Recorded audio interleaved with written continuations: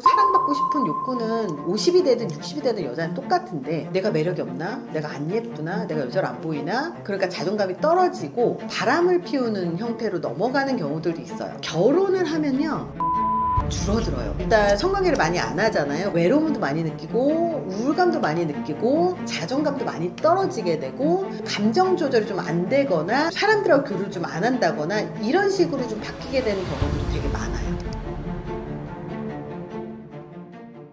일반적으로 성욕이 강한 여성에게 나타나는 특징에는 어떤 것들이 있을까요? 일단 우리가 성욕이 강하다 이렇게 하는 거를 남자분들이 되게 좋아하고 궁금해 하시는데요. 성욕이 강하다고 해서 문란하거나 성관계 빈도가 많다는 게 아니고요. 성적 충동을 자주 느끼고 그리고 이 성적인 것에 대한 만족감이나 욕구가 높고 그리고 성적인 상상력을 좀 갖고 있는 그런 사람들로 우리가 정의를 내리고 시작을 할게요. 왜냐면 성욕이 많다고 해서 너랑 한다는 건 아닙니다. 이걸 기억하셔야 돼요. 그래서 DSM-5의 성중독과는 다른 이야기다라는 거를 기억하셨으면 좋겠습니다.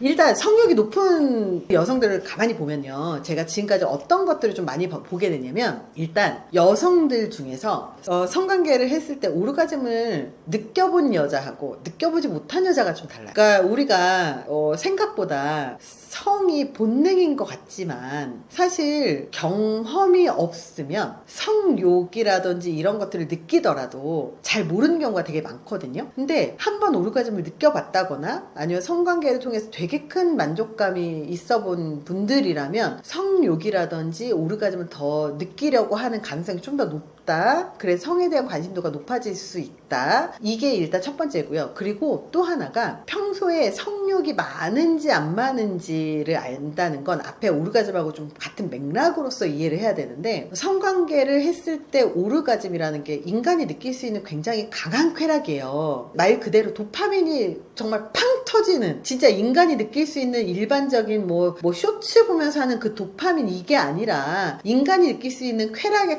아주 끝판왕이란 얘기예요.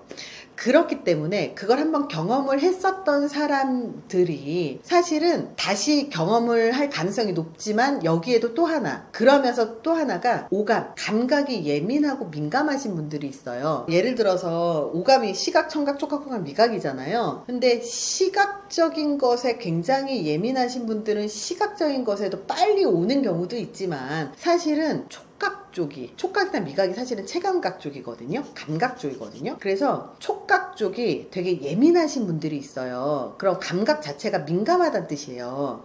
감각이 민감하다는 건 간지러움과 성감대가 사실은 되게 한 끗 차이예요. 그래서 간지러움을 되게 잘 느낀다는 건 사실은 오르가즘을 잘 느낄 확률이 되게 높아요. 그래서 이 감각에 예민하시고 민감하신 분들이 있는데 이런 분들이 보통은 옷 같은 거 입을 때 이런 재질에 되게 민감하거나 아니면 후각도 사실은 체감각 영역이거든요. 향기에 예민하거나 아니면 스킨십을 했을 때 간지러움에 예민하거나 아니면 예를 들어서 한의원 가면 침을 맞을 수 있잖아요. 침을 맞을 때 자지러지게 아프다고 하거나 이렇게 민감한 분들이 사실은 오르가즘 느낄 확률이 더 높고 그렇기 때문에 성욕을 더 느낄 확률이 높아지는 거예요. 항상 똑같이 연결되는 건 아니지만 확률상 그렇게 갈 수가 있어요.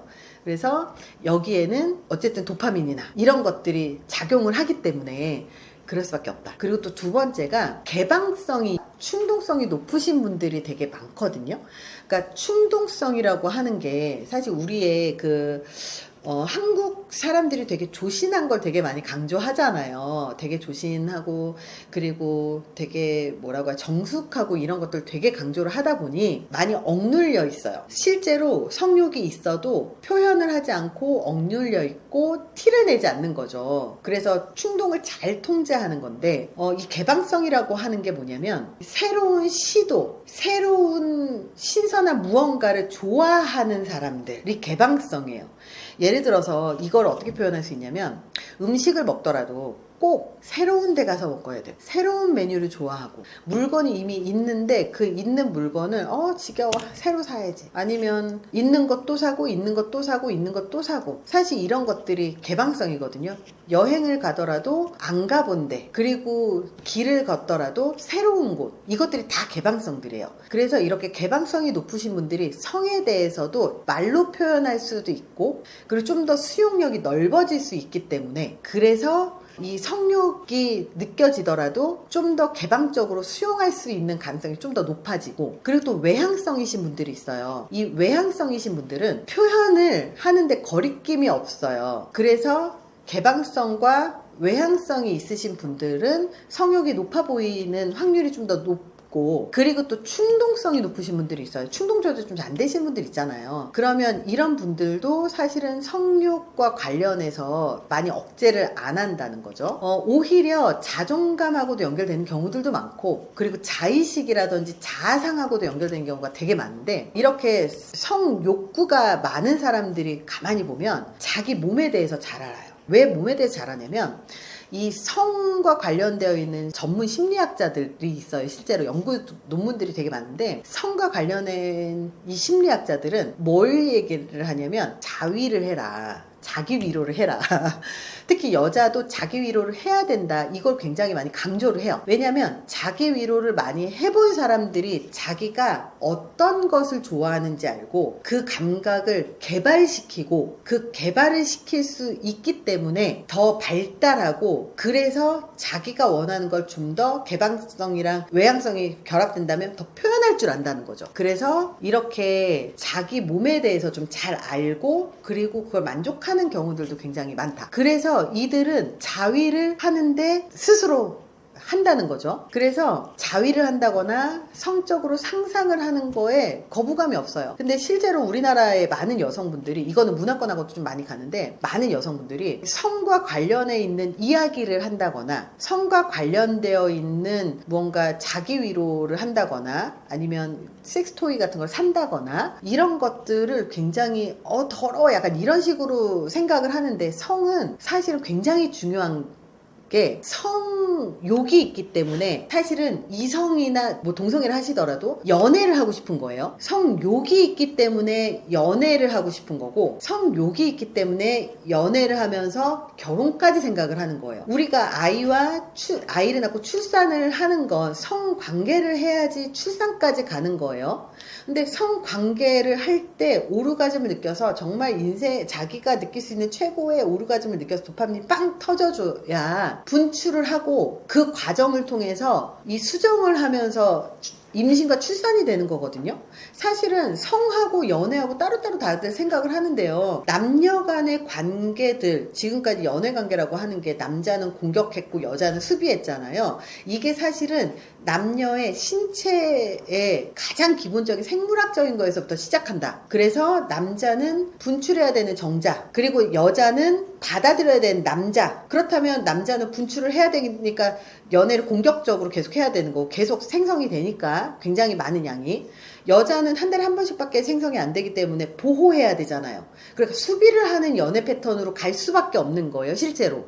그래서 이 연애는 사실 이 성에서부터 시작한다라는 걸 기억을 해야 되는데, 사람들은, 특히 우리나라 문화 자체가 굉장히 정숙하고, 그리고 조신한 게 굉장히 중요한 그런 문화적인 특성을 갖고 있다 보니 되게 자꾸 성과 관련해서 죄의식을 갖는 경우들이 되게 많아요. 근데 지금은 죄의식에서 많이 벗어나서 자기 위로도 되게 많이 하시고, 그리고 사실 그런 경우들로 많이 가거든요. 근데 이것 또한 자기 효능감이나 자신감하고 같이 연결이 되기 때문에 성욕이 강하다고 해서 모두 다 억제만 해야 되는 건 아니고, 이거는 되게 자연스러운 현상이다. 그냥 빈도와 강도의 차이거든요. 빈도와 강도의 차이. 그래서 강도 자체가 약한 분들도 있고요, 빈도 자체가 되게 띄엄띄엄 있는 경우들이 있어요. 근데 빈도와 강도에서, 강도는 오르가즘을 느껴본 적이 있느냐 없느냐에서 강도가 결정이 돼요. 오르가즘을 느껴봤다 그러면 강도가 좀 더 세지는 거지만, 만약에 지금 연애를 한 3년 안 했어, 최근에 성관계를 해본 적이 없어, 그러면 이 성욕도 줄어들어요. 그리고 빈도도 마찬가지예요. 좀 빈도가 자주 그렇게 성관계를 하는 사람하고 성관계를 하지 않는 사람이 정서적으로도 연결이 되게 많이 돼요. 그래서 성관계를 좀 잘하고 건강하게 푸는 사람들은 정서적으로 안정되어 있는 가능성이 되게 높아요. 근데 잘 풀지 못하시는 분들이 그 정서적으로 안정이 좀 안 돼 있는 경우들도 사실 연결되는 경우들이 조금 있다. 그래서 이 성욕이 높으신 분들은 이 성과 관련해서 좀 수용을 좀 잘하시는 분들이라고 보시면 될 것 같아요. 그렇다고 문란하다는 뜻은 아닙니다, 절대. 그래서 반드시 우리가 기억을 해야 될 건 성욕이 있다고 해서 막 짧은 옷을 입고 야한 옷을 입고 이런 게 절대 아닙니다. 그리고 뭐 리액션이 크다고 해서 이 사람 성욕이 있는 거 절대 아니에요. 그냥 외향적인 거예요. 그리고 성적인 농담을 잘한다고 해서 이 사람이 성욕이 높을 거라고 생각을 하는데요. 성적인 농담을 한다는 얘기는 뭐냐면 오히려 성에 대한 죄의식이 없고 건강하게 표현한다고 생각을 하시는 게 훨씬 더 좋아요. 그래서 성욕은 사실은 이렇게 옷이라든지 말투라든지 리액션이라든지 이런 걸로 알 수 있는 건 아니에요. 이 성욕이 되게 재밌는 게 한 가지가 있어요. 호르몬하고 연결이 되게 많이 되는데요. 여자는 에스트로겐 여성 호르몬이 나오잖아요. 근데 여성 호르몬이 나오는데 테스토스테론이 살짝 더 나오시는 분들이 성욕이 강해요. 그래서 테스토스테론이 경쟁심이 좀 있고 그리고 이를 성취하고 싶고 막 이런 것하고 관련되거든요. 그래서 사회적인 성취가 좀 높거나 아니면 뭐 정말 뭐 일에 대한 욕망이 좀 높거나 이러면 성욕과 관련돼 있을 가능성은 있다라는 거죠. 왜냐하면 테스토스테론 자체가 좀 자기가 스스로 뭔가를 해나가는 것이기 때문에 해나간 사람이 사회적인 지위라든지 사회적 영향이 있을 가능성이 좀 높다라는 것들이 같이 가는 거고요. 그렇다고 해서 남성처럼 막 이렇게 막 우락부락하고 이런 건 절대 아니다. 그래서 근데 또 바꿔서 생각을 하면 꼭 그게 아니어도 사회적인 성취가 있는 사람들은 자기 커뮤니케이션도 굉장히 주장도 잘하고 그리고 자기에 대해서 정확하게 이해를 하고 있을 가능성이 되게 높아요. 메타인지 능력이 높을 가능성이 높거든요. 그래서 메타인지 능력이 높기 때문에 그렇게 느껴질 수도 있다. 그러니까 뭐가 전후좌우 선후인지는 알 수는 없다. 그렇지만 건강하게 성과 관련한 이야기를 하는 사람들이 쉽다고 느끼시면 절대 안 됩니다. 오히려 그런 사람들이 기준이 훨씬 더 명확할 가능성이 높습니다. 부부로 오랜 시간 함께하다 보면 성관계 횟수가 줄어드는 경우가 많다고 하는데 여성이 오랫동안 성관계를 하지 못했을 때 보일 수 있는 행동 변화는 어떤 것이 있을까요? 사실 연애 시절에 동전을 넣고 평생을 그 동전을 빼도 성관계 할 때마다 동전을 넣었는데 평생을 동전을 빼도 다 못 뺀다 뭐 이런 얘기를 하시거든요. 근데 이것 또한 부부가 속궁합이 안 맞아서 생기는 문제가 아닐까 저는 그런 생각을 해요. 왜 그러냐면 정말 부부관계가 정말 결혼생활 10년 20년을 해도 30년을 해도 정말 곧 있으면 완경이 있고 완경이 됐는데도 부부관계가 일주일에 한 번씩 하시는 분들도 진짜 있거든요. 근데 그거는 잘 맞아서예요. 근데 잘 안 맞으시면 얘기한 것처럼 잘 안 맞으면 문제가 뭐가 되냐면 안 하게 돼, 피하게 돼, 싫어하게 돼요. 그러면 감각이 죽기 시작합니다. 감각이 죽으면서 성욕도 같이 줄어들어요. 남자도 그렇고 여자도 그렇고. 근데 문제는 여자분들은 사실 자기의 속 얘기를 잘 안 해요. 그래서 저도 이제 주변에 그 여자분들 인터뷰를 하다 보면 성에 대한 이야기를 되게 부끄러워하거나 난 안 해도 괜찮아 약간 이런 식으로 얘기를 하기는 해요. 근데 그분들의 행동 양식들을 되게 관찰을 해보면 어떤 현상이 있냐면 집에서 성관계가 전혀 없으니까 여자로서의 자존감이 굉장히 떨어져 있어요. 되게 예쁘게 꾸미고 사랑받고 싶은 욕구는 50이 되든 60이 되든 여자는 똑같은데 사랑받는다는 느낌이 들지 않고 여자로서의 정체성이 완전히 흔들려 버리거든요. 그러니까 내가 매력이 없나? 내가 안 예쁘나? 내가 여자로 안 보이나? 그러니까 자존감이 떨어지고 그러다 보니까 어떻게 넘어가냐면 주변에 그러니까 바람을 피우는 형태로 넘어가는 경우들도 있어요. 그러니까 남편한테 사랑을 받지 못한다고 생각이 들고 여자로서의 정체성이 자꾸 흔들리니까 그럼 나가서 바깥에서 다른 지나가는 남자가 예쁘다. 왜 이렇게 예뻐요? 너무 예뻐요. 이러면 여기에 홀라당 넘어가거나 인정받는 거잖아요. 그렇게 넘어가는 경우들도 되게 많아요. 그래서 이런 연령대가 40, 50대 정도 되면 이런 경우들도 많고, 사실 뭐 연령에 상관없이 결혼 생활이 길어지면 성관계가 없을수록 이렇게 넘어가는 경우들이 되게 많다. 왜냐하면 성관계는 결국은 내가 여자로서의 정체성 그리고 사랑받고 있구나, 이 두 가지를 인정받을 수 있는 그런 굉장히 중요한 방식이기 때문에. 근데 중요한 건 남자들도 성이 되게 중요해요. 남자분들도 성이 되게 중요해서 남자분들이 아내분들한테 되게 정말 서운함을 되게 많이 느끼는 게 뭐냐면, 아이 낳고 나서 성관계를 자꾸 하자고 하는데 여자가 막 도망가고 싫어하고 막 이런 건데, 시기적으로 출산하고 나서는 사실 좀 조심을 하긴 해야 돼요. 왜냐면 그 호르몬 자체가 아이를 출산을 하면 아이 몸에서 나는 냄새 있잖아요. 이 냄새가 여자의 엄마의 성욕을 떨어뜨려요. 왜냐면 그래야 아이를 보호할 수 있잖아요. 이거는 그냥 신의 섭리라고 저는 봐요. 그래서 아이를 출산하고 나면 아이를 돌보는 이 시기에는, 내가 계속 끼고 키워야 되는 이 시기에는 여자가 성욕이 생기지 않습니다. 그때 남자분들이 되게 많이 서운해하고 그때 멀어지고 나서 다시 가까워지지 못하는데요. 그때만 잘 넘겨서 좀 가게 되면 사실은 성관계 속건만 잘 맞는다면 쭉 갈 수 있다는 거죠. 근데 이렇게 한번 멀어지고 나면 그 이후부터는 참 희한하게 상대방의 성과 관련되어 있는 호기심이나 호감이나 이런 것들이 떨어지면 상대방이 궁금하지 않아요. 궁금하지 않고, 그리고 뭔가 보고 싶다라든지 이런 애정 표현을 자꾸 안 하게 돼요. 그리고 감정 교류가 안 되는 거죠.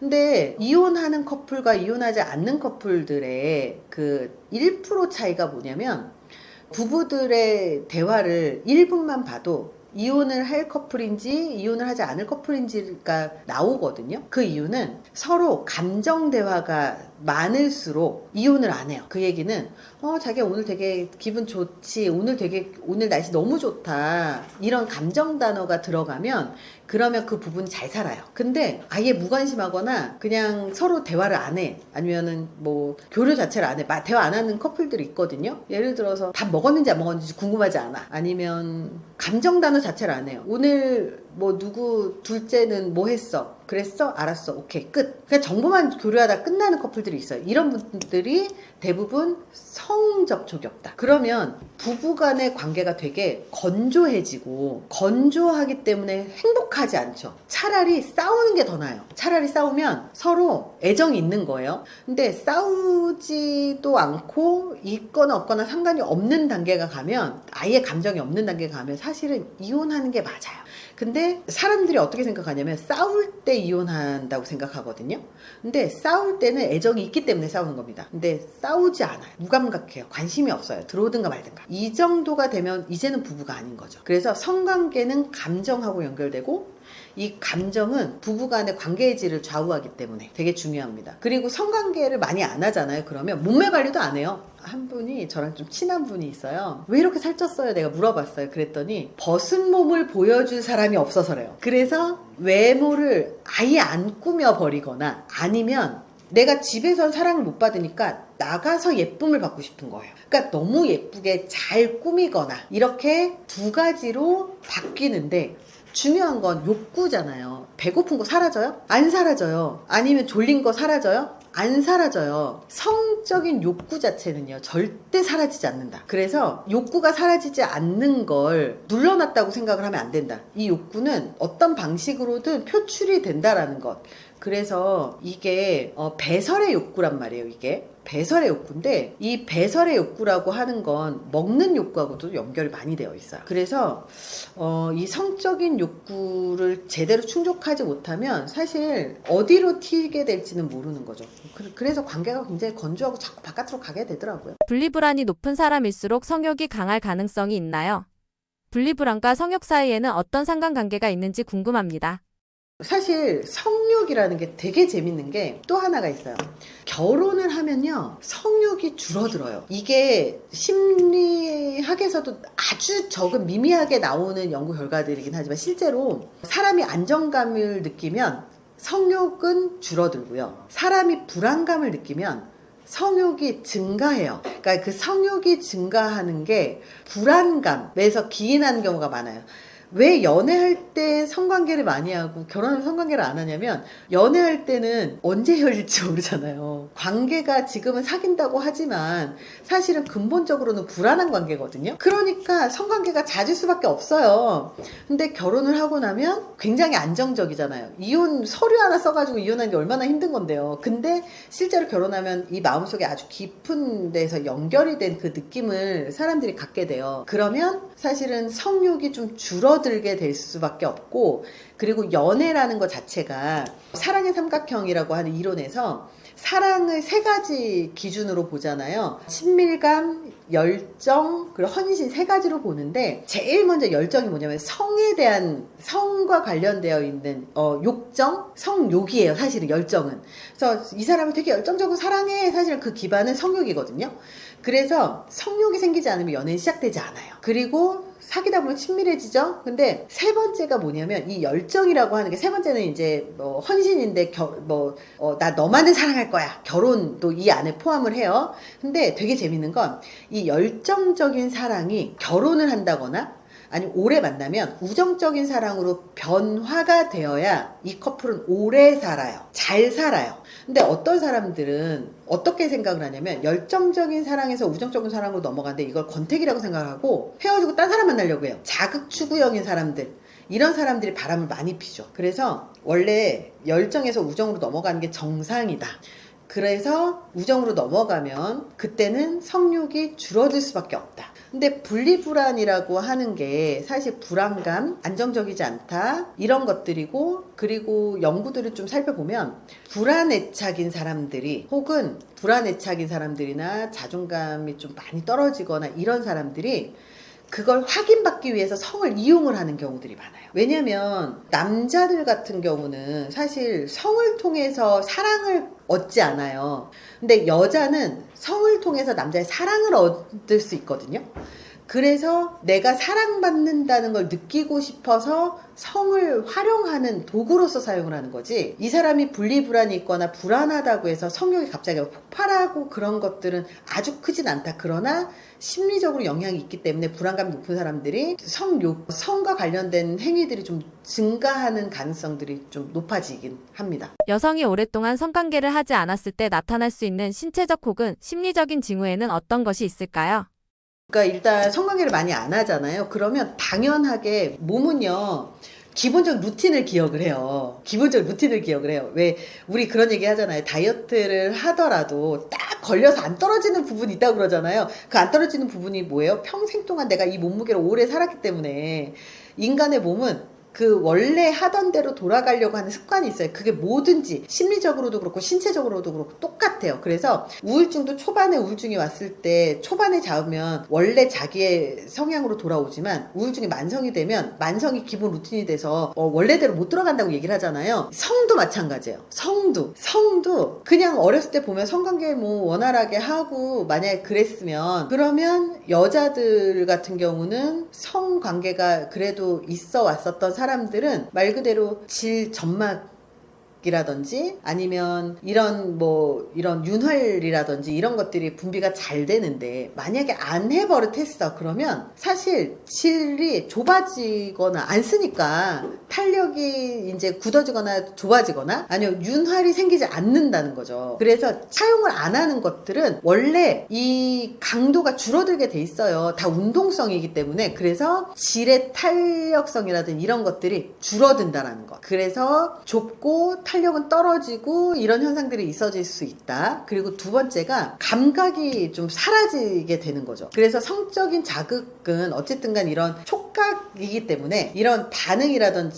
그런 것들이 좀 못 느끼게 되는 거예요. 감각이 둔화가 되는 거예요, 사실은. 점점. 그래서 새로운 사람을 정말 오랜만에 만났어. 근데 성욕이 막 생기지는 않을 수밖에 없어요. 안 쓰니까. 그냥 안 쓰던 게 기본 루틴이니까. 그리고 또 하나가, 이 성관계는 사실 사람의 심리적으로 신체적으로 되게 도움이 많이 되거든요. 그래서 이 성관계를 했을 때 사실 도파민이나 옥시토신이나 엔돌핀이나 이런 것들이 생겨서 이런 회로들이 좀 돌아가야 되는데 안 돌아가잖아요. 그러면 일상의 생활이 사실 되게 재미가 없어요. 그러니까 활력도 떨어지고, 그리고 면역력도 떨어지고, 떨어지고, 그리고 이 성관계 자체가 사실은 온몸을 되게 많이 쓰는 활동이거든요. 진짜 되게 많이 쓰는 거거든요. 그래서 이런 순환이 되게 잘 되게끔 도와줘요. 그래서 저도 제가 이제 강의를 하다 보면 이런 얘기들을 물어봐요. 불면증 어떻게 해결해요? 막 이렇게 얘기를 하는데, 불면증에 뭐 반신욕도 있고 뭐 루틴을 뭐 침대를 뭐 이렇게 해야 되고 뭐 이런 얘기 되게 많이 하지만, 뭐 규칙적으로 살아라,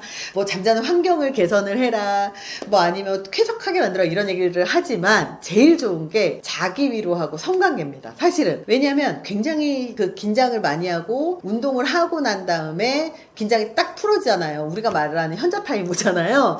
그러면 그때가 잠이 되게 잘 오는 순간이에요. 그래서 사실은 이 성관계 자체가 사실 인간에게 필요한 활동이라는 거죠. 그리고 이 심리적으로도 어떻게 연결이 되냐면, 되게 재미있게도 우리가 성욕하면, 성관계 이러면 이 BDSM이라든지 좀 강한, 약간 우리가 좀 센 이런 것들도 얘기를 해요. 근데 되게 재밌는 연구 결과들이 뭐냐면, BDSM, 뭐 예를 들어서 사디즘, 마조이즘 뭐 이런 얘기도 있어요. 이것도 종류가 엄청 많더라고요. 근데 오히려 그렇게 성적으로 해소를 잘하는 사람들이 일반적인, 이거는 좀 전문 용어로 하면 바닐라 섹스라고 하더라고요. 바닐라 섹스를 하건 강하게 하건 건강하게 해소를 하는 사람들은 정신적으로도 안정감이 더 있을 확률들이 높다라는 것들이 되게 많이 나와요. 그 얘기는 뭐냐면, 심리적으로도 어쩌면 불안감이 높으면 성욕이 높아진다고 얘기한 것이 사실은 성욕으로서, 성관계로서 해결을 하기 때문에 안정감이라든지 그런 불안감을 해소했다라고 볼 수도 있는 거죠. 그래서 이렇게 성관계를 많이 안 하게 되면 정서적으로도 사실 해결이 잘 안 되기 때문에 뭐 외로움도 많이 느끼고 우울감도 많이 느끼고, 그리고 혼자 있는 그런 느낌도 많이 느끼고, 그리고 자존감도 많이 떨어지게 되고, 그리고 감정 조절이 좀 안 되거나 아니면 좀 사람들하고 교류를 좀 안 한다거나 이런 식으로 좀 바뀌게 되는 경우들이 되게 많아요. 그래서 성관계는 좀 많이 하세요. 혼자 있지 마세요. 나이가 들면서 예민하거나 짜증을 자주 내는 여성을 두고 노처녀 히스테리라는 말이 쓰이기도 하는데, 이런 태도를 성욕과 연결지어 해석할 수 있을까요? 근데요, 이게 노처녀 히스테리가 실제로 이게 짜증을 내는 게 성욕하고 관련이 있는가라고 얘기를 하면요, 성욕하고 관련이 있을 수도 있지만 없을 수도 있어요. 그러니까 이렇게 생각을 하면 되게 위험합니다. 그러니까 실제로 여자들이 남자들보다 더 예민해요. 그러니까 예민한 게, 한국 사람들은 외국에 비해서 훨씬 더 예민해요. 왜 예민하냐면, 제가 이 예민함에 대해서 제가 얘기를 할 수 있는 이유가 뭐냐면, 제가 예민함과 관련된 책을 썼어요. 2014, 5년쯤에 책을 썼나? 책을 쓰다 보니까 예민한 사람이라고 하는 게 어떤 상황이 있었을 때 막 짜증을 잘 내고 히스테릭하고, 그리고 감정 기복이 좀 심하고 이런 것들을 얘기를 해요. 근데 노처녀 히스테리가 감정 기복 심하고 막 표현하는 걸로 따진다면, 한번 살짝 생각을 해볼게요. 노처녀 하면 30이 넘죠, 대부분. 근데 지금 시대에는 35이 넘는 사람들이거든요. 그러면 35이 넘으면 사회적으로 위치가 있어요. 대부분은. 사회적으로 위치가 낮을 때는 자기의 감정 표현도 잘 못하고 자기가 뭔가를 표현하지 못하는 사회적 위치에 있어요. 직장 상사한테 네 알겠습니다 이렇게만 해야 되고, 뭔가 자기 표현 못하고 이런 상황이 있으면 스트레스가 좀 더 극심해지고, 스트레스가 극심해지면 잠을 못 자고, 잠을 못 자면 오감이 예민해지고, 오감이 예민해지면 감정 조절이 안 돼요. 감정 조절이 안 되고 또 쉬지 못하기 때문에 예민함이 더 오래 가고, 예민함이 오래 간다, 각성이 계속되어 있으면 계속 오감이 계속 예민해져 있어요. 한국은 그래서 예민한 사람이 굉장히 많은 사회예요. 근데 35이 넘어가잖아요. 그러면 이 감정 기복이 어렸을 때는 억눌렀다가 35이 넘어가고 사회적 위치가 있고 회사에서 위치가 있으면 표현할 수 있는 연령이 되기 때문에 남들이 봤을 때 노처녀 히스테리아 이렇게 받아들일 수도 있을 것 같아요. 근데 성욕하고는 상관이 없다. 근데 왜 짜증, 예민함 이런 것들이 성욕하고 연결이 됐을까를 생각을 해보면, 우리 히스테리라고 하는 단어들이 있어요. 근데 그 히스테리가 고대 그리스어의 자궁이라는 말에서 시작이 됐고, 그리고 특히 프로이트 같은 경우는 여자의 정서적인 불안정성을 미충족된 성욕이라고 이제 이렇게 이론을 발표를 했었어요. 근데 지금은 과학적으로 폐기된 합리된 이론이에요. 그래서 여자의 성욕이 좌절이 되고 혹은 결혼을 안 했기 때문에 여자가 히스테릭한 게 아니라 그 한국 사람은 원래 다 히스테릭하고 원래 예민하고 그리고 그 표현할 수 있는 연령이 됐기 때문이다라고 받아들이는 게 훨씬 더 합리적이에요. 요즘은 단순한 호감과 진짜 좋아하는 감정 사이에 차이가 있다고 하는데 그 시그널은 어떻게 다르게 나타날까요? 사실 호감이라고 하는 게 좋아할 호의 감정 감자잖아요. 그러니까 이 좋아하는 감정이라는 게 그냥 일반적인 인간관계를 생각을 했을 때 그냥 저 사람은 그냥 괜찮은 사람이야 여기까지가 호감이에요. 그러니까 호감이라는 단어가 꼭 이성 간에 막 되게 마음에 들어 이런 느낌으로 많이 써서 그렇지 그냥 저 사람 괜찮은 사람이야 라고 느끼는 게 호감까지인 거고요. 좋아하는 감정이라는 게 뭐냐면 그 사람에게 호감을 느끼는 것을 더 넘어서 이 마음이 그 사람을 딱 떠올렸을 때 좋다 말 그대로 감정이 생긴다 그 사람이 보고 싶다 이거거든요. 그러면 당연히 좋아하는 감정이 생기면 자꾸 생각나고 보고 싶고 연락하고 싶고 그리고 그 사람이 만나자고 하면 당장 달려가고 싶고 바로 이런 것들이 좋아하는 행동하고 그냥 호감하고 좀 다르다라고 보시면 좋을 것 같아요. 그래서 좋아하는 사람한테는 좀 더 몰입하고 그리고 좀 더 집중하고 그리고 좀 더 예쁘게 보려고 신경 쓰고 이런 차이들이 좀 있습니다. 근데 호감은 그냥 인간관계이기 때문에 뭐 연락이 오면 연락을 하는 정도? 그리고 인사가 오면 인사를 하는 정도? 이렇게 그 집중도에서 차이가 있다고 보시면 될 것 같아요. 카톡 답장을 늦게 하는 여성 100% 호감이 없는 거겠죠? 아니요. 이 카톡 답장 속도 갖고 우리가 자꾸 생각을 하거든요. 근데 의외로 여자분들 중에 카톡 답장을 일부러 늦게 해서 남자를 애를 태우시는 분들이 있어요. 그래서 카톡 답장 속도 갖고는 하면 안 되고요. 또 연령대에 따라서 20대는 시간이 조금 많잖아요. 카톡 답장 속도가 빠를 수 있어요. 그런데 30대, 40대는 바쁘니까 카톡 답장 속도가 느릴 수 있어요. 일 때문에, 회의 때문에. 그래서 이 속도 갖고 얘기를 할 건 아니고 관심이 있고 좋아하잖아요. 그러면 질문이 많고 특히 여자들이 남자한테 관심이 있잖아요. 그러면 사진을 보냅니다. 사진을 보내요. 그러니까 사진을 보내는지 안 보내는지에 따라서 다르다라고 생각을 하셔야 돼요. 그러니까 처음에는 저 여기 왔어요 라고 카페 사진을 보내고 그리고 내가 무슨 물건을 샀어요. 그럼 물건 사진을 보내고 내가 어디를 걷고 있어요. 그럼 그런 장소 사진을 보내고 이렇게 사진을 보내는 이유가 나 지금 이렇게 하고 있다는 걸 어필하는 거거든요. 관심 가져주세요. 내가 관심 있으니까 나 이렇게 하고 있어요 라고 보여주고 정보를 공개하는 거거든요. 근데 그렇게 공개를 하면 남자들이 좀 어떻게 해줘야 되냐면 예를 들어서 예쁜 카페를 왔어요. 그럼 여기 되게 유명한 인스타그램 유명한 카페래요. 그러면 남자분들이 이렇게 대답을 해주셔야 돼요. 거기 되게 예쁘네요. 나중에 저랑 같이 가요. 이렇게 데이트 시적으로 넘어가야 되는데 남자분들은 어떻게 하냐면 그냥 리액션만 해요. 예쁘다. 좋은데 가셨네요. 누구랑 가셨어요. 이렇게 정보성만 얻는 거예요. 근데 여기서 기회를 포착하셔야 되는데 이 기회를 포착하지 못하시는 거예요. 그리고 되게 안타까울 때가 되게 많아요. 그리고 남자분들은 그러니까 여자분들 같은 경우는 관심이 있으면 자기 스케줄을 자꾸 공유해요. 그래서 자기 스케줄을 공유해서 오늘은 일정이 뭐가 있어요. 뭐 이렇게 얘기를 한다거나 뭐 이런 세세하게 근데 먼저 선톡을 안 한 여자분들이 되게 많아요. 관심이 있고 호감이 있어도 선톡을 잘 안 해요.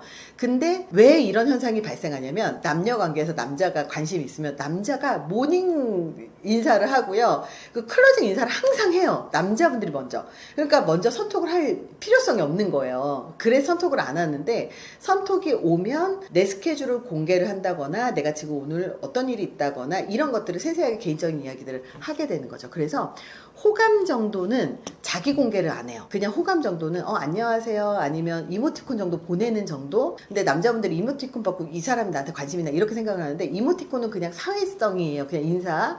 근데 여기에서 저 오늘 어디 무슨 일정이 있어요 라든지 자기 공개가 사실 가장 큰 핵심입니다. 여자가 호감을 느낄 때 자주 보이는 행동이나 바디랭귀지는 어떤 것들이 있을까요? 이게 남자분들이 진짜 헷갈릴 수 있는 것 중에 이 바디랭귀지로 파악하려고 하니까 되게 어렵긴 한데요. 사실 여자가 관심 있잖아요. 그러면 일단 눈을 되게 잘 맞춰요. 근데 눈 마주치는 걸로 다 판단하시면 안 돼요.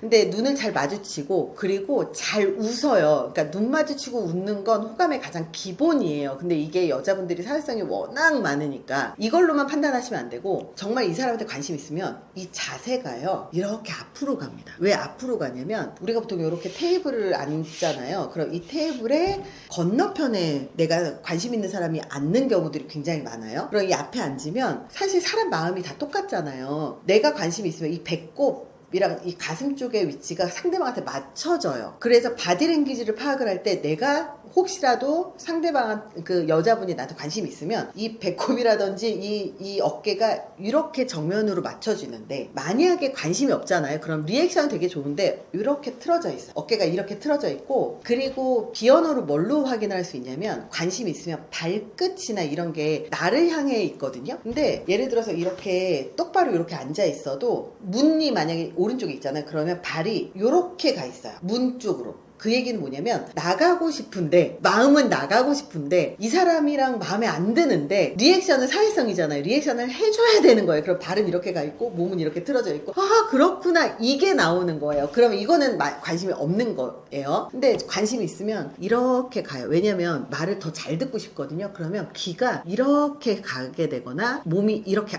가까이 돼요. 그래서 실제로 앉아있을 때는 이 테이블이 있어서 확인이 불가능하지만 만약에 일어서서 나가서 서서 잠깐이라도 서 있으면 어떻게 파악할 수 있냐면 사회적인 거리라는 게 있어요. 사회적인 거리가 팔을 이렇게 딱 뻗어서 이 어깨에서부터 이 팔끝까지 이 거리가 내 심리적으로 안정감이 드는 이런 가까운 사이의 거리예요. 서 있는데 내가 만약에 그 사람 쪽으로 한 발 딱 다가섰는데 상대방이 딱 물러서잖아요. 그러면 이거는 사회적 거리 안에 가까운 거리 안에 못 들어가는 관계인 거예요. 친하지 않은 관계. 근데 내가 한 발 가까이 갔는데도 움직이지 않고 그대로 서 있다. 그러면 이거는 상대방이 나를 자기 개인적인 영역에 들였다라고 판단을 하시면 돼요. 그리고 사실 여성분들이 스킨십을 잘하는 분들이 있고 잘 못하는 분들이 있거든요. 스킨십 잘한다고 해서 이 사람이 나한테 관심 있나 보다. 스킨십 못한다고 해서 이 사람이 나한테 관심이 없나 보다. 이렇게 생각을 하시면 안 돼요. 다만 여자분들도 본인이 이제 잘 보이고 싶잖아요. 그러면 머리를 자꾸 이렇게 해요. 자꾸 이렇게 하고 머리를 막 만지고. 왜냐면 혹시라도 우리가 그냥 무의식적으로 한번 생각을 해보세요. 상대방한테 잘 보이고 싶은데 혹시라도 머리가 막 이렇게 삐죽삐죽 나와 있을까 봐 걱정되잖아요. 그러면 나도 모르게 막 이렇게 신경 쓰는 거예요. 이렇게 막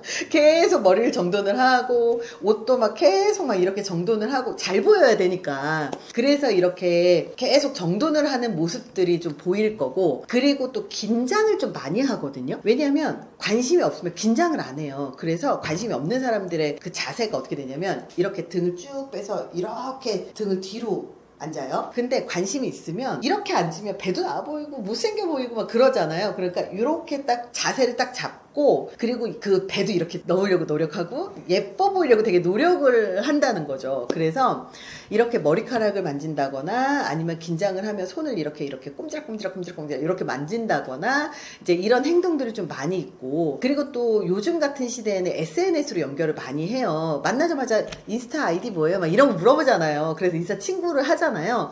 그러면 인스타그램에서도 좋아요를 되게 잘 누른다거나 댓글로 일부러 많이 해서 소통을 그쪽에서 접촉을 자꾸 많이 늘려요. 그래서 여자분들이 오히려 SNS 같은 데에서 남자분들의 관심들을 진짜 많이 받아요. 그래서 거기에 댓글이 잘 안 달거든요. 근데 유독 한 사람한테만 댓글을 단다. 그럼 그분하고 썸 타고 있는 가능성이 되게 높아요. 그래서 오프라인으로도 그렇고 온라인으로도 그렇고 관심 있는 대상한테는 좀 더 집중을 하고 더 예쁘게 보이려는 행동들을 하고 또 긴장을 하고 그리고 반응이 빠르다. 이렇게 보시면 될 것 같아요. 남자의 말에 자주 반응하고 리액션이 큰 경우 이것을 호감으로 봐도 될까요?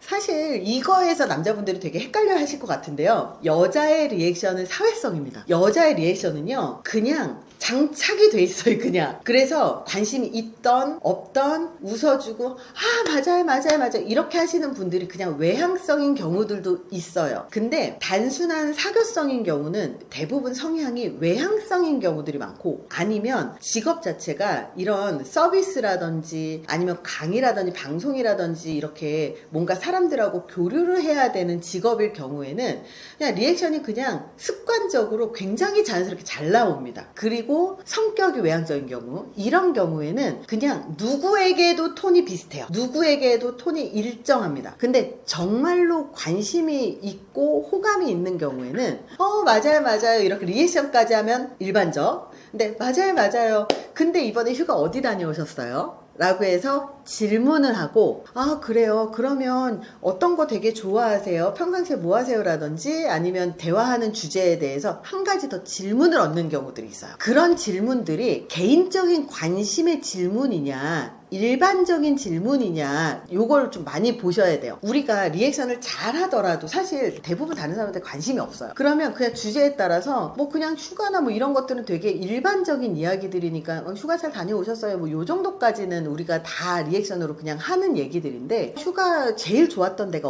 어디예요? 감정이 포함된 질문. 가장 기억나는 곳이 어디예요? 제일 뭐 유명한 데는 그냥 일반적인 감정이 없는 질문이라면 거기 중에서 또 가고 싶은 데는 어디예요? 이런 식으로 그 사람의 생각과 감정이 들어가서 대답을 해야 되는 질문들을 한 번 더 물어보고, 그리고 또 질문을 할 때 그 사람의 공개 범위를 좀 확인을 하는 거예요. 물어보면 저는 사실 그때 발리를 갔다 왔는데 우리 가족들하고 가서 너무 좋았어요 라든지, 그냥 발리 너무 좋잖아요는 그냥 정보성이잖아요. 발리를 그때 가족들하고 갔는데 너무 좋았어요. 나중에 애인이 생기면 또 오고 싶어요. 그 애인이 너일 수도 있다.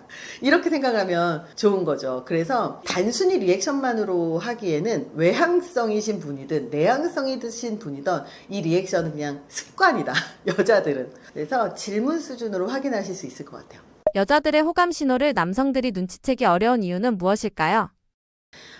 이 여자하고 남자가 뇌가 아예 달라요. 아예 달라요. 남자는요, 말이 나온 이 단어로 기억을 해요. 예를 들어서 남자고 여자고 헤어지는 결정적인 계기가 뭐냐면, 여자친구가 우리 헤어져, 그럼 남자들이 진짜 바보같이 그래 헤어져, 그럼 끝나요. 근데 사실 여자가 우리 헤어져 이 얘기는 나 지금 서운하거든, 너 지금 나 잡아라, 너 지금 안 잡아? 나 지금 서운하다니까? 나 지금 서운한 거 너 모르겠어? 이게 밑에 깔려 있는 거예요. 근데 남자는 언어 자체를 기억을 해요. 근데 여자는 행동이나 눈빛이나 목소리 톤이나 이런 비언어로 어필을 하려고 되게 노력을 되게 많이 한다는 거죠. 그러니까 남자들은 이해를 못 하는 거예요. 말 좀 해.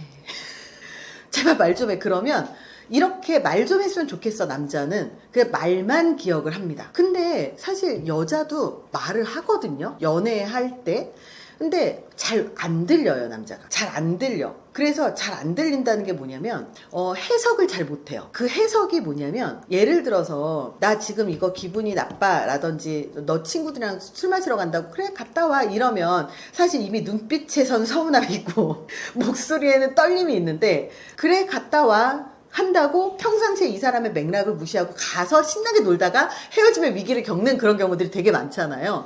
그러니까 여자들의 기본 마인드는 뭐냐면, 나는 굉장히 좋은 여자친구가 되고 싶어. 나는 굉장히 이해심 있는 여자친구가 되고 싶어. 나는 좋은 좀 현명한 여자로 보이고 싶어. 이런 마음이 좀 많이 깔려있는 상태에서 남자친구한테 그 관대함을 보이고 싶어 하거든요. 근데 실제로 마음하고 관대함을 보이는 말하고 좀 차이가 많아요. 그래서 헷갈리는 거죠. 근데 그렇게 하는 이유가 뭐냐면, 여자들 자신이 자기의 감정 상태나 뭘 하고 싶은지를 이해를 못하는 게 첫 번째예요. 잘 몰라요. 첫 번째, 잘 자기 스스로 모르고요. 두 번째는 그렇게 말을 해놓고 마음이, 이 감정 조절이 안 되는 거예요. 왜냐면 남자는 감정 조절보다 이성이 좀 더 발달해서 결정하면 그대로 하는데, 여자는 감정으로 판단을 하는 경우들이 되게 많아요. 그래서 감정 조절이 안 되니까 남자친구한테 이성적으로는 그래 가, 이게 맞는 건 알아. 근데 감정이 안 되는 거예요. 수용이 안 되는 거예요. 그래서 이제 서운함을 많이 느끼는데, 이 썸 단계에서 사실 비슷하다라고 생각을 하면 좋아요. 대부분 연애 관계에서 여자가, 이거는 뭐 연구들에 되게 많이 나오는데, 여자 거의 한 남녀 관계의 70%에서 60% 이상이 여자가 틈을 보여줬을 때 그 틈을 포착하고 남자가 들어오면 연애를 하는 거거든요. 실제로 되게 많은 연애가 여자가 틈을 보여줬기 때문이에요. 그 틈이 뭐냐면, 남자는 관심이 없으면 머릿속에서 그 여자가 삭제가 돼요. 그냥 아예 없어요. 머릿속에 그냥 떠오르지도 않아요. 존재감이 없어요. 여자도 마찬가지예요. 사실은 어떻게 보면 남자나 여자는 사실 똑같아요. 다만 남자는 관심이 있으면 어제 잘 잤어요? 그래서 굿모닝 인사하고, 오늘 출근 몇 시에 해요? 지하철 타고 가요? 오늘 날이 덥던데, 오늘 비가 오던데, 그래서 계속 관심을 보여서 먼저 연락을 하잖아요. 근데 여자는 관심이 있어도 먼저 연락을 잘 안 하는 이유가 거절당할까봐 걱정이 한편으로 되고, 그리고 여자가 그 연애를 좀 하고 썸을 많이 타보면 여자가 고백해서 잘 된 된 경우는 별로 없어요. 대부분 남자가 고백을 해서 내가 받아주는 식으로 했을 때 계속 남자가 나를 좋아해주는 관계에서 사실은 관계가 더 잘 유지되고 그리고 더 사랑받고 그리고 사랑받는 만큼 나도 사랑 줄 수 있는 그거를 여자들이 많이 느끼거든요. 그래서 애매하게 연락이 오면 연락을 되게 잘 해준다거나 리액션이 좋다거나 말을 일부러 이어가게끔 계속 티키타카를 해요. 사실 남자가 티키타카를 이어간다고 생각을 하지만 사실은 여자가 티키타카 이어가는 거예요. 그래서 티키타카가 잘 이어지고 그리고 나서 상대방이 계속 들어오게끔 틈을 자꾸 열어주기 때문에 이 관계가 진전이 되는 거거든요. 그래서 연락이 된다, 답이 온다, 그리고 답이 잘 온다, 그리고 감정과 관련되어 있는 답이 온다. 예를 들어서 좋아요, 싫어요, 오늘 기분이 안 좋았어요, 이런 감정을 드러낸다. 그러면 이거는 일단 틈이 열어진 거다. 나에 대한 신뢰가 생긴 거다. 근데 이모티콘 정도만 오고, 이모티콘이 온다는 얘기 뭐냐면 기분 좋았어요, 싫었어요 라는 말을 굳이 하고 싶은 관계는 아니고 관계에서 이모티콘으로 그냥 살짝 보여주고 싶고 그마저도 그 대화를 끊고 싶을 때는 이모티콘으로 마무리를 하는 편이에요. 감사합니다, 아니면 잘 부탁드립니다, 이런 감사 인사가 많으면 나한테 관심이 없는 겁니다. 왜냐면 이 대화를 끊고 싶은 거예요. 근데 이모티콘과 함께 너무 좋아요, 오늘 기분이 너무 좋았어요, 이거는 호감 표시예요. 그래서 이렇게 리액션이 감정과 함께 틈이 열려져 있다는 느낌도 남자분들도 알거든요. 요게 사실은 실제로 여성분들이 호감이 있을 때 하는 행동들이고, 그리고 아까도 얘기한 것처럼 사진을 보내거나 오늘 하루 일과를 공유한다거나 말 그대로 자기 공개를 어느 정도까지 하느냐가 사실은 호감 표현의 그 굉장히 많은 부분이다. 그래서 남자분들이 되게 바보 같은 게 여기 되게 맛집이라고 하는데요, 여기 되게 맛있대요 라고 해서 링크를 보내줘요, 여자가. 그러니까 내가 오늘 여기 왔어요 도 아니고 여기 되게 맛집이래요. 그러면서 뭔가 정보를 공유하면 남자는 그냥 정보로 받아들이는 거예요. 아, 맛집이구나, 친구들이랑 가봐야 되겠다. 얘는 못소리예요. 이렇게 하시면 안 되고요. 여기 되게 맛집이에요 라고 링크를 보내주잖아요. 그러면 여기 진짜 맛있겠다 리액션 해주시고 나도 이거 되게 좋아하는데 공감을 해주시면서 너랑 나랑 같은 관심사가 있어를 함께 보여주시고 언제 시간 되세요, 저랑 함께 가시죠 라고 해서 데이트 신청까지 가는 사람들이 연애를 진짜 잘하시는 분들이에요. 그래서 여기까지 가시면 이 연애로 넘어가는 게 되게 수월하다, 이렇게 생각하시면 될 것 같아요. 여자의 마음을 알아차릴 수 있는 결정적인 호감 신호에는 어떤 것이 있을까요? 이럴 때 딱 캐치해라 하는 순간이 궁금합니다. 이 여자도 남자도 사실 사람 마음 다 똑같아요. 다 똑같아서 정말 되게 중요한 건 뭐냐면 우리 봅시다, 뭐 데이트 시청을 하잖아요. 그러면 정말 관심이 없으면 죄송해요, 제가 그날 약속이 있어서 그냥 그걸로 끝나는 경우들이 되게 많아요. 근데 정말 만나고 싶어, 그럼 여자도 만나고 싶을 거 아니에요. 그러면 한번 튕겨야지 하면 제가 그날 약속은 있는데 다음 주는 괜찮을 것 같아요. 그래서 열린 결말을 계속 만들어요. 그리고 정말 너무 호감이 너무 많아, 정말 이 사람하고 너무 잘 되고 싶어, 그러면 이번 주 토요일날 어때요? 라고 얘기했을 때 토요일날 친구하고 약속이 있긴 한데 그 약속은 뭐 매주 있는 거라서 미뤄도 돼요. 이런 거는 정말 관심이 되게 많은 거예요. 그리고 예를 들어서 사적인 이야기 있잖아요. 자기 공개라고 하는 게 처음에는 오늘의 스케줄, 오늘은 뭐 했어요, 내일은 무슨 뭘 할 예정이에요, 요 정도가 이제 첫 번째 단계라면, 그 두 번째 단계는 오늘 친구들하고 누구와 있는데 친구 누구하고 같이 밥을 먹었어요, 친구 누가 남자친구하고 문제가 있어서 오늘 그 얘기를 했어요. 친구와의 사적인 대화라든지 개인적인 일들을 공유를 해요. 근데 가장 깊은 단계가 그 다음 단계가 뭐냐면 가족에 대한 이야기를 공유해요. 우리 엄마 아빠 이렇고 우리 부모님은 좀 이걸 되게 중요하게 여겨요. 요 얘기가 한 3단계 정도 되는 거고, 네 번째 가장 깊은 단계, 여기까지 대화가 나왔다 그러면 고백하셔야 돼요. 이 네 번째 단계가 뭐냐면 옛날에 너무 힘들어서, 그때 제가 정말 진짜 너무 힘들어서 일주일 동안 식음을 전폐하고 울었잖아요. 정말 힘들었었던 얘기, 가장 성취감을 느꼈었던 이야기, 이런 자기의 인생에서 굉장히 표식이 남겨지는 그런 사건 사고들을 밤새 얘기한다. 이건 무조건 고백하셔야 됩니다.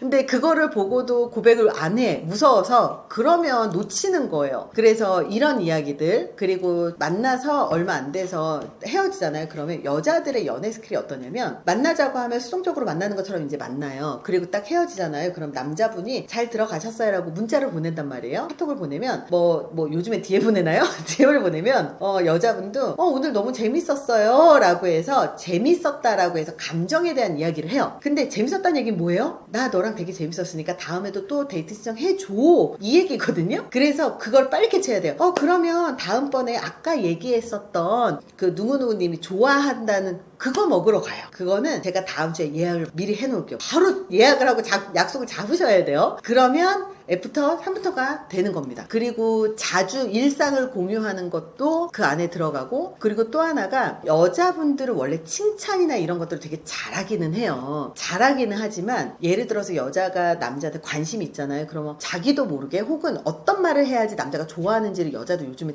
되게 잘 알아요. 남자들이 좋아하는 칭찬이 뭐예요? 멋있어요, 대단하세요, 되게 능력이 있으세요, 이런 일이나 인정에 대한 칭찬을 남자분들이 되게 좋아하잖아요. 여자들도 알아요. 그래서 그런 점들을 칭찬을 합니다. 그리고 여자들도요, 잘생김 좋아하잖아요, 요즘에. 그러면 정말 잘생겼잖아요. 그러면 너무 잘생겨서 이런 얘기를 하는 사람들이 사실 별로 없어요. 진짜 좋아하면 너무 잘생겨서 이런 얘기 잘 못해요, 진짜로. 그래서 잘생겼다는 얘기를 안 하는 거 보니까 나 관심 없나? 이렇게 생각할 수도 있어요. 근데 정말 잘생기면 잘생겼다는 얘기 못하는 경우들도 많고요. 오히려 애매하게 생겼는데 너무 잘생겼어 이러면 오히려 칭찬과 격려라고 생각하고 이게 호감이라고 생각을 하시면 좋을 것 같아요. 근데 정말 잘생겼어, 남자가. 근데 오히려 잘생겼다는 얘기를 안 한다 그러면 오히려 부끄럽고, 그리고 저 사람은 다 누구한테나 잘생겼다는 얘기 들을 텐데 나까지 해서 굳이 어필 포인트를 그냥 일반인 포지션으로 할 필요가 없잖아요. 차별화시키고 싶잖아요. 그래서 오히려 잘생겼다는 얘기를 안 하는 경우들도 있습니다. 그래서 그런 좀 차이를 좀 보시면 될 것 같아요. 여자에게 호감을 얻기 위한 좋은 방법이나 팁이 있다면 알려주세요. 우리가 연애를 되게 새로운 다른 영역이라고 생각을 하는데요. 인간관계에서 확장된 영역이라고 생각을 하시면 좀 좋을 것 같아요. 그래서 인간관계 확장된 영역이라는 게 뭐냐면, 원래 모든 사람은 단순 노출, 그냥 아무 일 없이 자주 얼굴이 마주치고 자주 만나면 그냥 호감이 생기게 되어 있어요. 그러니까 너무 비호감이 아닌 이상, 너무 매너가 없어, 너무 별로야, 너무 인성이 아니야, 이런 게 아니고서는 웬만하면 자주 노출이 되면 호감이 쌓이게 되어 있습니다. 그리고 만났을 때 이 사람이 어떤 태도를 보이느냐 되게 중요한데, 제일 좋은 건 잘 들어주는 태도는 상대방이 누구든 간에 굉장히 마음을 쉽게 얻는 방법 중에 하나예요. 그래서 잘 들어줄 때는 눈으로 잘 들어주고, 눈을 마주치면서 눈이 마주치면서 눈으로 잘 들어주고, 귀로 잘 들어주고, 귀로만 듣는 게 아니라 귀로 듣고 이렇게 나가시는 분들 되게 많아요. 기억을 못하는 거예요. 들으시고 기억을 하시고, 그리고 고개로 끄덕거리면서 리액션을 하시고, 가장 중요한 거, 잘 들은 사람들의 핵심은 질문을 합니다. 거기 가서 어떠셨어요? 거기에서 가장 기억에 남는 게 뭐예요? 누구랑 가셨어요? 또 가고 싶은 데는 어디예요? 이런 식으로 질문을 하는 거죠. 그리고 나서 계속 들어주는 거예요. 근데 들어줬을 때 리액션에서 언어적 스킬이 되게 중요해요. 비언어적 스킬은 우리 다 알아요. 고개 끄덕이고, 그렇구나, 뭐 요 정도인데, 비언어적 스킬 중에서 여자가 특히 좋아하는 건 감정 읽어주기예요. 그때 되게 기분 좋았겠네요. 그때 되게 속상했겠네요. 되게 화가 났겠네요. 와, 이거 되게 새로워서 흥미로웠겠네요. 이렇게 감정을 읽어주면서 리액션을 해주면 여기에는 남녀노소 할 거 없이 다 빠져들어요. 다 빠져드는데, 특히 여자분한테, 특히 여자분이면 이렇게 해주는 남자를 사실 잘 만나죠. 그래서 되게 좋아해요. 그리고 여자가 남자분들 볼 때 외모 많이 본다고 우리가 생각을 하잖아요. 그래서 난 못생겼는데 뭐 약간 이렇게 포기하시는 분들도 있는데, 제가 이렇게 보면 여자분들이 남자분 외모를 볼 때 모두 다 차은우를 원하는 게 아니에요. 모두 다 연예인 같은 얼굴을 원하는 게 아니라 그냥 스타일링을 봐요. 스타일. 그러니까 남자들이, 여자들이 제일 싫어하는 게 공대 오빠 패션이라고 하잖아요. 체크무늬 남방이라든지 삼색으로 띠가 들어져 있는 남방이라든지 이런 것들을 되게 싫어하거든요. 근데 저희 친오빠가 공대 오빠예요. 그래서 한 번은 가족 식사를 하는데 공대 오빠 티를 입고 있더라고요. 그래서 내가, 오빠 이 옷이 공대 오빠 스타일의 옷이래 그랬더니, 그래? 그러고 말더라고요. 근데 공대 오빠들은 이 옷을 입으면서 되게 자기가 스타일이 좋은 줄 안다고 하더라. 그랬더니 나도 이 옷 되게 잘 선택했다고 생각하는데, 이 얘기를 하는 거예요. 근데 근데 실제로 남자분들이 정말 뭐 옷이 사실 다 비슷비슷하잖아요. 그래서 그냥 기본적으로 너무 무늬가 없고 너무 컬러풀하고 그럼 맨날 입는 거라고는 회색 티, 검정 티 뭐 이런 것만 입으니까 그러면 좀 나 나름 패션 센스를 좀 높여서 좀 체크 무늬를 한번 입어볼까? 물감 무늬를 입어볼까? 이러시는데요. 차라리 단색이 낫습니다. 그리고 단색 입으시고 그냥 남자는 그냥 아주 간단해요. 엄청 스타일링 막 예쁘게 하는 거 이거 다 필요 없어요. 이런 거 여자들이 오히려 패션 쪽에 있는 사람이 아니고서는 오히려 그런 거 별로 좋아하지 않아요. 그냥 자기 스타일에 맞게 자기가 깔끔하게 입는 거고 정말 옷을 못 입겠다 그러면 그냥 면바지에 그 지오다노인가? 그리고 무신사 뭐 이런 데 가면 딱 면바지에 남방 하나 딱 입혀놓잖아요. 그냥 그거 딱 입으시면 끝나는 거거든요. 그거 딱 입으시고 헤어스타일도 그냥 되게 깔끔하게만 하시면 돼요. 제가 예전에 저희 그 채널에서 스타일링, 남자 스타일링 특집을 한 적이 있었어요. 그래서 이제 지방에 계시는 분이 서울로 와서 그분의 헤어스타일을 만져드리고 옷을 스타일링 하시는 분이 와서 스타일을 잡아주시고 그리고 성형외과 보톡스라도 맞게 하는 거 있잖아요. 이런 거를 했었는데 되게 웃겼던 게 그냥 헤어스타일을 미용실에 가서 깔끔하게 자르기만 했는데 완전히 사람이 달라진 거예요. 그래서 그걸 보면서 옷하고 헤어스타일만 바꾸면 아주 사람이 달라지고 그게 깔끔하기만 해도 여자들이 봤을 때 저 사람 되게 괜찮네 이렇게 느껴지거든요. 그리고 특히 남자들이 제일 못하는 게 뭐냐면 이 담배를 피시는 분들이 이 냄새 관리를 잘 못하세요. 근데 여자는 시각적인 것도 시각적인 거지만 이 후각에 되게 민감하거든요. 그래서 후각에 민감하기 때문에 담배를 피시는 분들 같은 경우는 고체 향수나 아니면 그 손 이렇게 핸드크림 같은 거 있잖아요. 담배 피시고 핸드크림 같은 것만 잘 발라주셔도 사실은 여자가 느끼기에 이 사람 되게 깔끔하게 자기 관리 잘하네? 이런 느낌이 들어요. 그래서 이렇게 외적인 것들을 좀 깔끔하게 관리만 해도 여자에게 호감을 얻는 건 사실 그렇게 어려운 일은 아니다. 그리고 또 하나가 남자분들이 제일 헷갈려하는 말 중에 하나가 요즘 여자분들이 진짜 많이 하는 얘기가 있어요. 저는 다정한 남자가 좋아요. 속지 마세요. 절대 속지 마세요. 남자분들이 다정하길 원하는 게 아니에요. 남자분들은 그냥 자기 스타일링 잘 하시고요. 일 잘 하시고요. 그리고 자기 인생 잘 꾸려 나가시고 그리고 외모는 사실 깔끔하게만 하면 된다고 그랬잖아요. 그리고 그냥 연락만 그냥 가끔만 하시면 돼요. 다정한 남자를 원하는 게 아니고요. 여자들은 사실은 오히려 자기 기준 있는 남자를 훨씬 더 좋아합니다. 자기 기준 있는 남자를 훨씬 더 좋아하고 여자가 말하는 그 다정함이라는 건 대단하게 어디 가고 싶어? 뭐 먹고 싶어? 내가 예약을 할까? 너 오늘 기분이 안 좋은 것 같아. 오늘 기분 내게 어디 야외 좀 갈까? 계속 눈치를 보는 게 아니에요. 이거는 여자들이 제일 싫어하는 행동입니다. 이건 다정한 게 아니고 눈치를 보는 겁니다. 여자가 느끼는 다정함은 뭐냐면 그래 오늘은 날이 더우니까 실내에서 데이트하자. 그래서 데이트 장소 딱 정해요. 근데 정하더라도 너 오늘은 뭐 먹고 싶어? 뭐 떡볶이 먹을래? 뭐 브런치 먹을래? 근데 딱 2개에서 3개 정도만 던져주는 거예요. 그래서 그래 그러면 내가 몇 군데 알아봤는데 여기를 가자. 그래서 리더십게 데리고 가는 게 더 나아요. 걷는 곳 아니에요. 많이 걸으면 안 돼요. 그래서 데리고 가는 게 더 낫고 그렇게 해서 내가 너를 위해서 네가 좋아하는 음식을 요걸로 선택을 했는데 너 괜찮아? 요 정도가 여자가 생각하는 다정함이에요. 근데 오늘 뭐 먹고 싶어? 10개 메뉴 쫙 메뉴판 주면서 10개 중에서 너 뭐 고를래? 그래? 그러면 내가 장소 또 한번 알아볼게. 막 장소 알아보면서 여기가 좋아 여기가 좋아 여기가 좋아? 이거 다정함 아닙니다. 여자가 정말 싫어합니다.